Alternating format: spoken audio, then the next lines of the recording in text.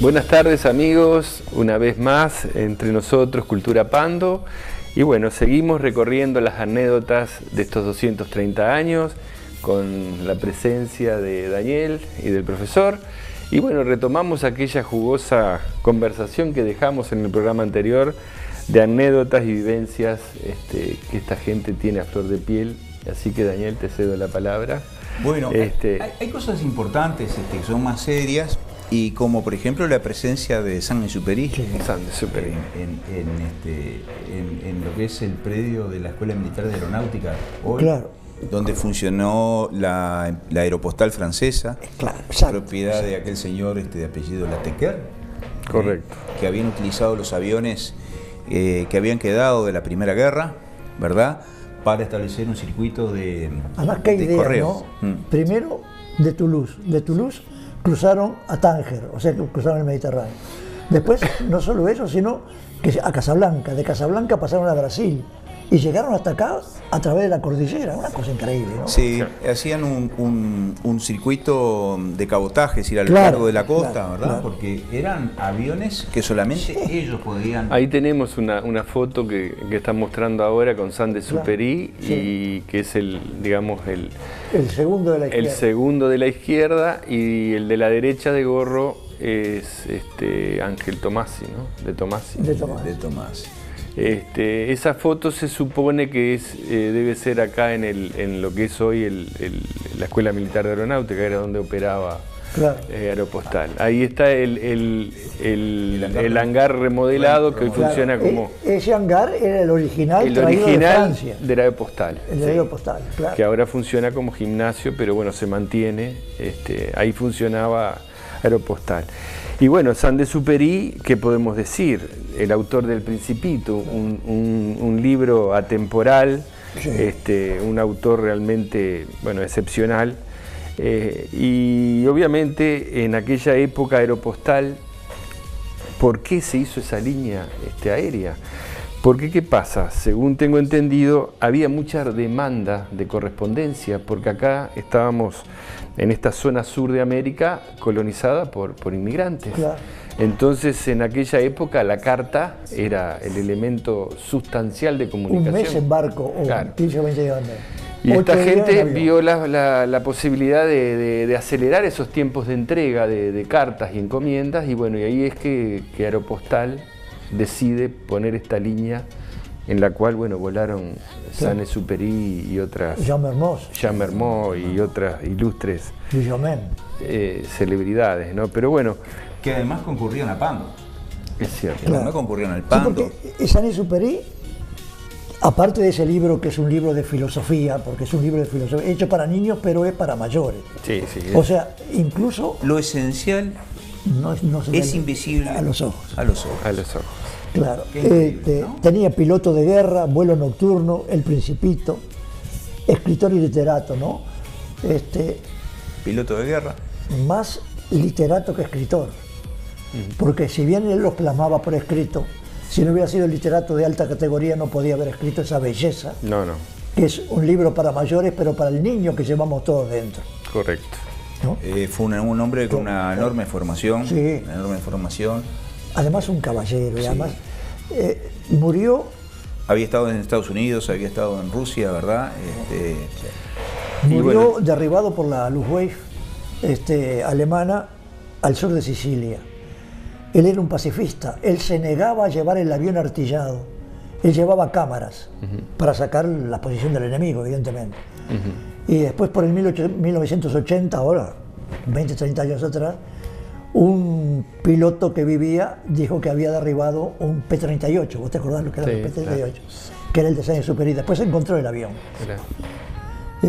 Bueno, Saint-Exupéry tuvimos el honor, digamos, de que estuviera operando aquí en Pando, pero a su vez, contá vos, ¿qué tuvo también? No, lo que pasa es que en aquella época todos los pilotos eran pilotos finos y les gustaba jugar al tenis. De la elite.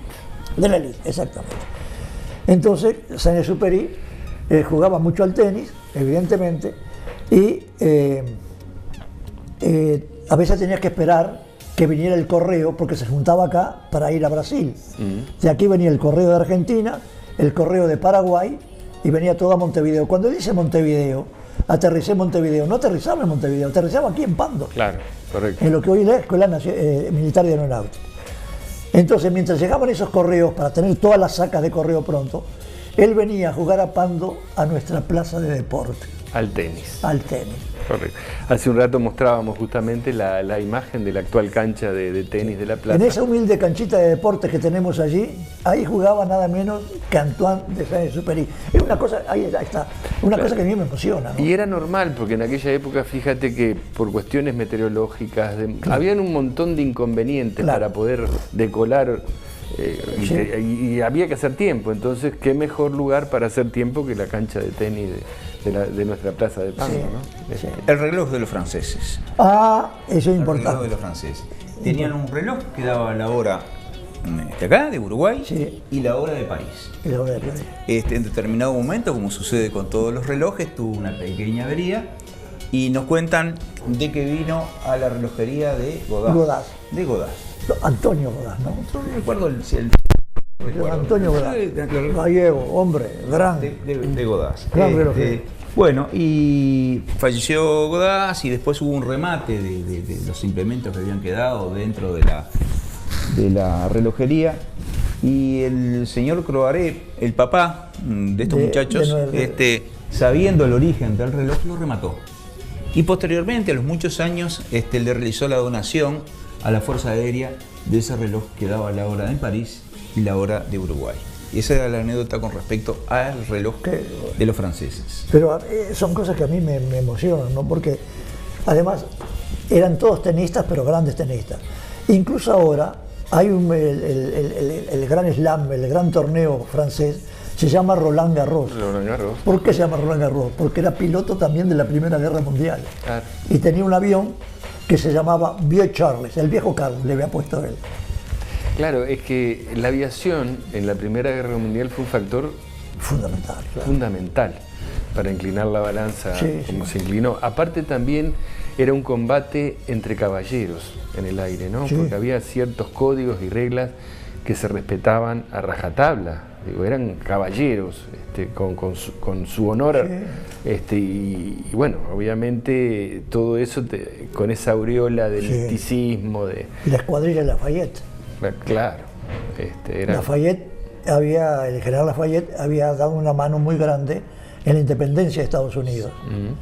Y cuando Francia estuvo en combate en la Primera Guerra Mundial, un grupo de pilotos, que eran todos amigos de un mismo club, vinieron y se pararon ante su tumba y le dijeron: Lafayette, venimos a darte una mano, como tú nos la diste a nosotros. Y fue la famosa escuadrilla Lafayette. La escuadrilla Lafayette. ¿Sabes que este señor es piloto? Es piloto, sabía. Sí, civil, él es militar. Lleva él es militar, yo soy civil, pero llevo por eso habla con tanta pasión. La vocación. Podemos agregar algo de Miguel Carrió, que había inventado para volar con una hélice, un aparato con una hélice y otra con dos hélices, que en una de las visitas de un hijo del presidente Carnot, del presidente francés Carnot, lo visitó para conocer la invención que creo que está en el Museo de Aeronáutica. Creo que está en el Museo de Aeronáutica y también es una pieza que está en el Museo de Aeronáutica. Nosotros nos comprometemos con el profesor a ir y recabar toda esa información, filmar, fotografiar y en un próximo programa tratar de mostrar toda esa. Cada tema que tocamos nosotros acá hay para ampliarlo en forma enorme, ¿verdad? Claro. Y podemos hablar de otro hijo de un francés también fue importante en París. Francés. Yo los invito a hablar de ese francés en el próximo bloque. Bueno. ¿Sí? Así no, porque la verdad que eso también es una historia muy jugosa. Así que, audiencia, los invitamos en el próximo bloque a reencontrarnos. Muchas gracias.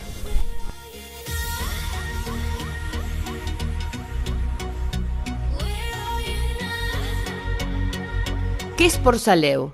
Fundación por la Salud del Paciente con Leucemia o Linfoma. Es una fundación sin fines de lucro que apoya al paciente con leucemia, linfoma y otras enfermedades graves de sangre o ganglios. ¿Quiénes las integran? médicos y enfermeras del servicio de hematología del Hospital Maciel, los propios pacientes y sus familiares, pacientes y voluntarios en general. ¿Qué se necesita? Apoyo. Y tenemos la cuenta del Banco de la República, cuenta corriente 152-5707-8 y 152-5700-0, de pesos y dólares respectivamente. También débito automático en la tarjeta de crédito de OCA. Por Saleu, Fundación por la Salud del Paciente con Leucemia o Linfoma. Daniel Stabile, Peluquería Unisex. Brinda servicio de prótesis capilares oncológicas tejidas a mano con cabello natural. Consúltenos y conozca sobre variedad de posibilidades. Se aceptan órdenes de BPS. Daniel Stabile, Peluquería Unisex. 33919 frente al SAP. Teléfonos 2292 1308.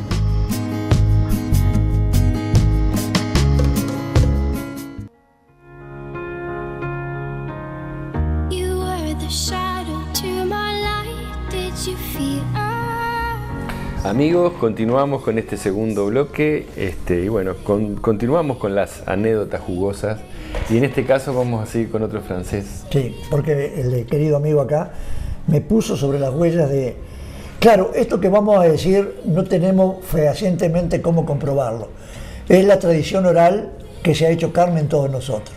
Correcto. Pero a mí me parece que nuestros queridos televidentes tienen el derecho de saberlo. Aquí en calle 18 de Julio hay una de las casas más viejas de Pando. 18 de Julio, esquina 33. Uh-huh. Ahí la tenemos en pantalla. Ahí la tenemos en pantalla. En esa casa vivía, por el 1800, 1700, finales y 1800, vivía un médico francés. No me acuerdo el nombre, pero es de apellido Faye. Aquile Faye. Aquile Faye. Aquile Faye. Aquile Faye. Ese médico francés, por supuesto, casado, tuvo un hijo que jugaba en esa veredita que vemos allí, ¿no? Uh-huh. Que a mí me emociona. Claro, al llegar a su edad más o menos adulta, de preadolescencia y todo lo demás... Ahí tenés la vereda original. Ahí, la vereda esa. Ahí jugaba ese niño, en esa veredita jugaba ese niño. Al llegar a su adolescencia, don Aquile Faye lo mandó a Montevideo y de ahí a París, a que completara su formación. Uh-huh. Yo no tengo... anécdotas o ideas de si volvió alguna vez, creo que nunca más volvió al Uruguay y murió en Francia. Ese niño fue médico y ejerció su profesión de medicina en París.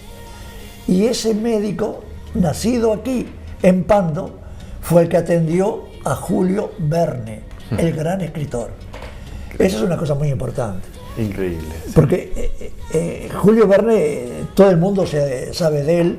La vuelta al mundo en 80 días, 20.000 leguas de viaje submarino, Miguel Strogoff, De la Tierra a la Luna, que era un escritor que, no voy a leer todo esto acá, pero que el diccionario de la Real Academia dice que fue un escritor que claro, era inventivo y todo lo demás, pero con origen científico. Él se apoyaba en la ciencia de su época. Y fíjate que 20.000 leguas de viaje submarino, el pulmón subacuático que lo patentó Jacques Cousteau por 1948 por ahí. Sí. La primera idea fue de Julio Verne. ¿Te das cuenta? ¿Cuántas ideas surgieron ahí? El cohete de la Tierra y la Luna, uh-huh. La ventana que se produce para poder... Eso lo descubrió Julio Verne. Todo en base científico. Que tenía una pica muy grande con don Isaac Asimov. Isaac Asimov, yo le contaba a mi nieta mayor, cuando me hacía ver La Guerra de las Galaxias, preciosa película, La Guerra de las Galaxias. Dice, abuelo, esto es moderno. No, esta versión es la moderna. La inventó en 1800 don Isaac Asimov. Pero Julio Verne decía, y tenía razón, que Isaac Asimov inventaba cosas que se podían dar, evidentemente, pero él se basaba siempre en la ciencia. Y ahí tenía razón don Julio Verne. Bueno, así que el médico para redondear, el médico que atendió en vida a Julio Verne fue un chiquilín, un médico que su niñez transcurrió aquí en Pando, un pandense. ¿Qué te parece? Un pandense. Daniel, la verdad que bueno, jugoso. Yo ahora vamos a aprovechar este segundo bloque para no dejar en el tintero la creación de los balnearios. Eso es muy importante, Daniel. Sí. Yo creo que acá, para cuando después vayamos a llegar al tema del departamento de Solís, sí. Creo que es importante explicar algunas cosas que sucedieron en el área de Pando. Porque Pando no es solamente el casco urbano, la ciudad, sino que era toda un área muy importante que dependió administrativamente de Pando. Y Palmeolmo, Barro Blanco, todo eso. Todo el área y los balnearios. Entonces, a ver, ¿cómo podemos comenzar a explicar que comienza? Ya habíamos visto en el 1894 los distritos, cómo se habían armado los distritos que dependían todo de Pando, ¿verdad? Y ahora vamos a ver cómo empieza a desarrollarse el área. Todo el área empieza a desarrollarse. El tema de los balnearios, que es de alguna manera también una copia de lo que pasó con los balnearios en Francia, ¿verdad? Comenzaron a desarrollarse los balnearios en Francia y también, por supuesto, con el Uruguay. Pero nuestra cultura era la de Francia. Claro. Teníamos antes el idioma francés porque había que leer textos en francés. Claro. Bueno, entonces comienzan el desarrollo de los balnearios. 1910, Atlántida. Allí un grupo de médicos comienza con la creación de Atlántida y sucesivamente comienzan a crearse los balnearios. En distintas fechas comienzan a desarrollarse los balnearios. A partir de 1910. De 1910, a partir de 1910. También sucede un fenómeno... Naranjo, ¿no? Con Atilio Naranjo. Entre ellos. Entre ellos, claro. Yo me acuerdo entre ellos. También comienza, especialmente en fines de la década del 40 y ya en el 50, a formarse las viejas estancias, se transformaron en chacras y algunas de esas chacras comienzan a fraccionarse y a formar fraccionamientos que nosotros después los llamaremos villas. Empiezan a formarse fraccionamientos con la comodidad de pagar esos solares en cuotas. Las personas que no podían quedarse en Montevideo podían adquirir estos solares en cuotas. Lo cual era muy importante. Lo que era muy importante. Y ahora es una cosa natural, pero antes... Y tratar de hacer su casa en esos terrenos adquiridos en cuotas.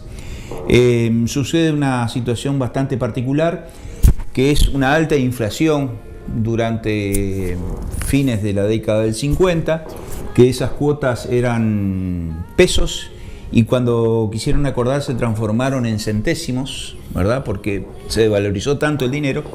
Entonces había falta de agua potable, los servicios públicos eran escasos o nulos en algunos casos.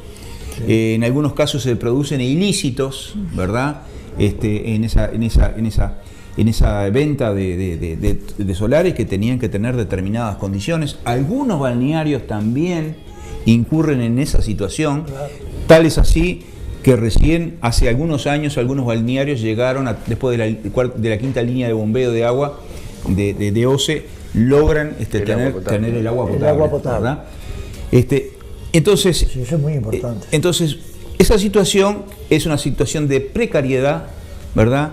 Que de alguna manera no se puede frenar, no se puede enfrentar, y que en determinado momento se comienza con una actitud dura de hacer las denuncias penales, de retener las cuotas de los, pero con ya una situación consolidada muy difícil. Bueno, entonces esa situación va a ser una situación también de muchísima preocupación para nuestra área, que también incidirá después de alguna manera, en la conciencia para crear otro departamento para empezar a solucionar estos problemas que el área tenía, especialmente en esta zona, que tampoco escapa al área, por ejemplo, de la zona de Las Piedras, que también sucedió lo mismo, ¿verdad?, que acá. Así que este es un aspecto muy importante que tenemos que considerar. Esta situación social de aquella época se vuelve a repetir actualmente con muchísima más gravedad, porque ya ahora no se adquieren los terrenos, se toman los terrenos y se generan asentamientos. Así que esta es una situación, en estos casos, en este momento, por ejemplo, el otro día nos decían que en la zona de Barro Blanco hay 62 asentamientos, ¿verdad?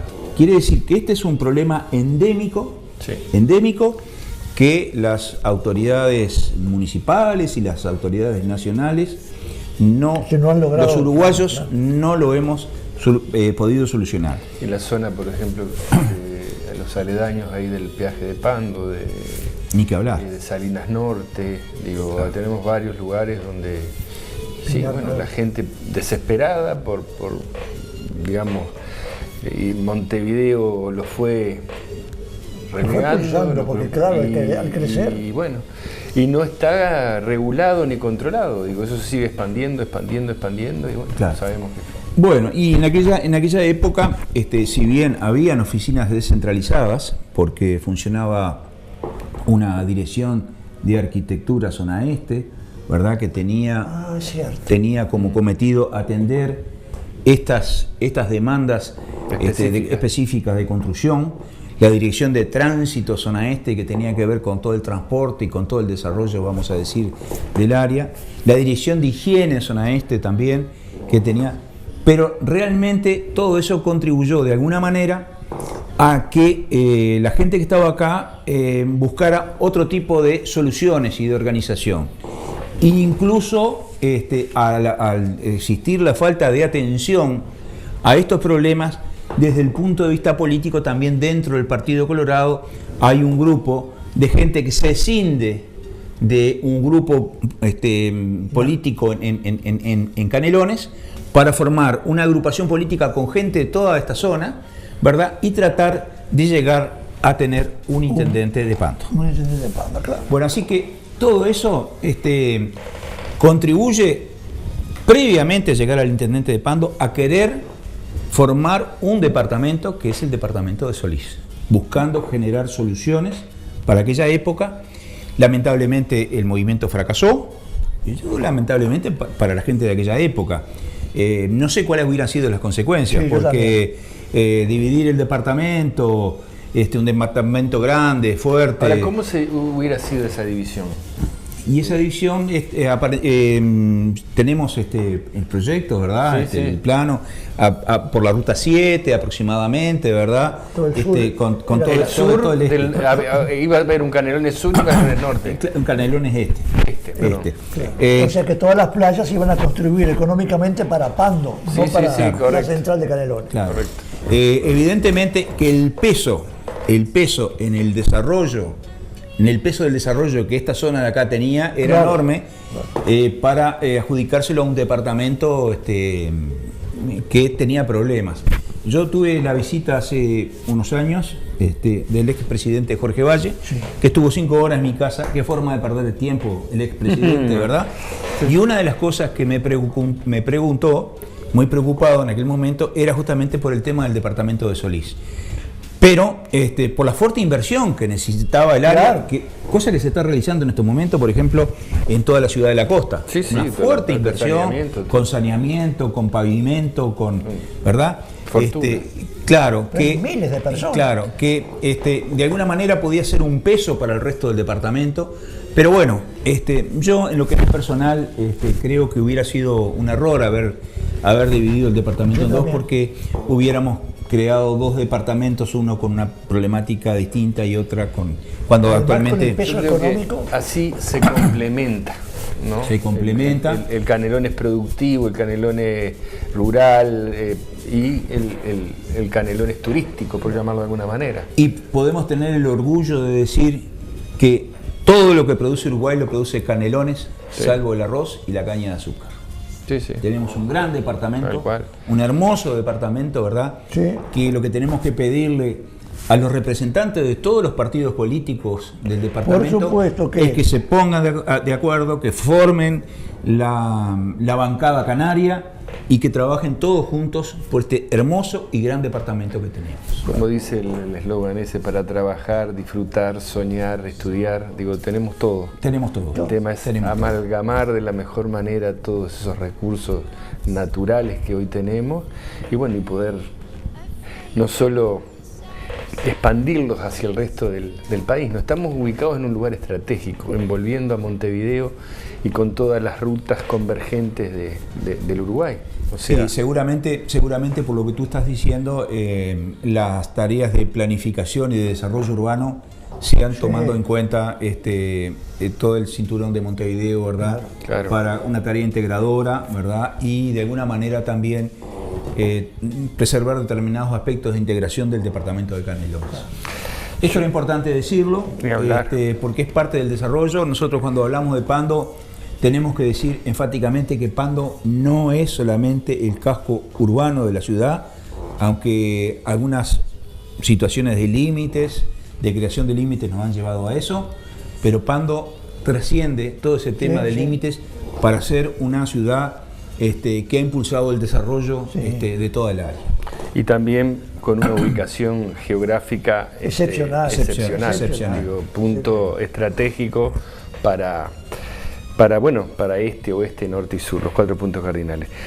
Hemos llegado al final, bueno, amigos, y la verdad que es un placer y quedaron muchas cosas en el tintero. Arrancamos con esa rica historia y llegamos a darle unos pincelazos al presente y capaz que al futuro de Pan de Canelones. Yo los invito, los voy a seguir invitando a un próximo programa que veremos cuál va a ser la temática, porque ya puede ser una temática de hoy y de mañana. Claro. Así que les agradezco de corazón vuestra participación y vuestros conocimientos.